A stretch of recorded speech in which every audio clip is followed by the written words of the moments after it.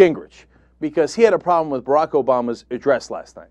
Now, did it have something to do with BP? Did it have something to do with the oil spill? Let's find out. Let's see what his beef was. Clip number 4.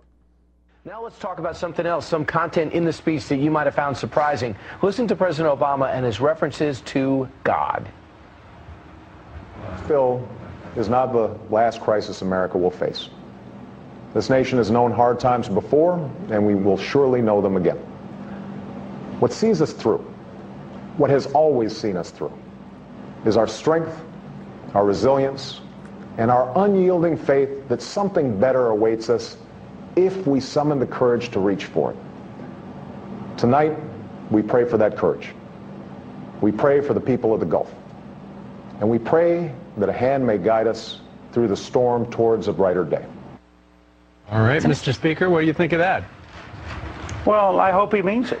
Look, I'm not going to resent any time a President of the United States calls on God. I think it's good. I think it was good when Franklin Delano Roosevelt led the whole country in a 6.5-minute prayer on D-Day, which some 900 radio stations replayed this year. I think it is good to recognize that our rights come from our Creator.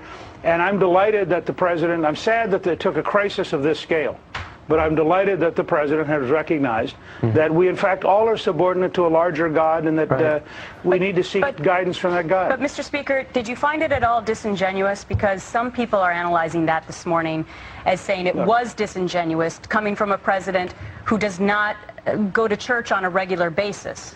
I'm happy for any president of the United States to find a moment to turn to God, to seek guidance. And I think it's important for us to be a little generous at a moment like this. If he's prepared to publicly recognize God, maybe we should encourage him to do it more often. What am I going to do with these people, man? We got legitimate problems here, and this is the worst environmental disaster in United States history. And they're talking about, did he talk about God enough? Did he not talk about it enough?